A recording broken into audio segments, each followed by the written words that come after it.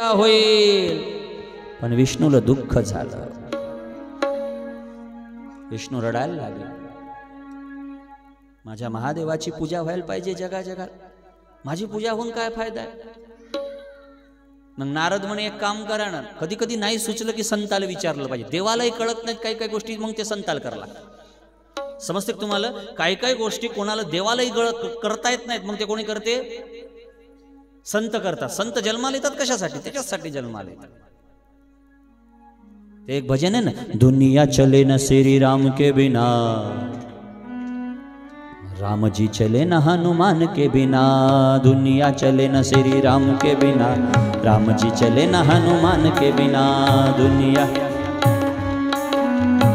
जी चले न हनुमान के बिना, दुनिया चले न श्री राम के बिना, राम जी चले न हनुमान के बिना. काही काही कामं होत नाहीत देवाच्यानं. कुंभकर्ण असं, इकडं ऐका एकदा गोष्ट.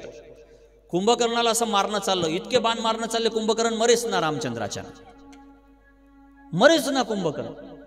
विभीषणाला विचारलं कुंभकर्ण काऊन मरत नाही? ते म्हणे त्याला असं वरदान आहे की पाठ दाखवून बाण मारायचा. पाठ दाखवायची, बाण मारायचा.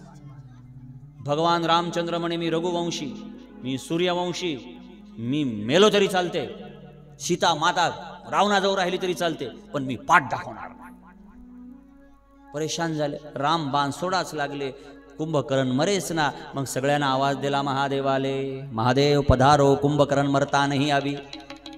आणि कुंभकर्णाच्या महादेवाच्या रूपाने तिथं अवतार कोण होता? मारुती राय. समजते ना? मारुतीकडे सगळे गेले, मारुती गेले रामचंद्राकडे, देवा दाखवा ना पाठ, बाणा मारा ना बाण. मारुती जीव गेला तरी चालेल, मी पाठ दाखवणार ना. काय कसंच करावं आता. शेवटी काय झालं ऐका ना, रामचंद्रानं असा बाण धरला आणि मारायचा. तेवढ्यात हनुमंतराय 2 किलोमीटर जाऊन बसले आणि तिथून शेपटी लांबवली. आणि ती शेपूट आलं, नेमका बाण मारायच्या टायमाला रामाच्या कानात गेला. आणि रामचंद्राच्या कानात शेपूट गेलं की राम असं असं करायला लागले, गुदगुद गुदगुद झालं ना ते कानात.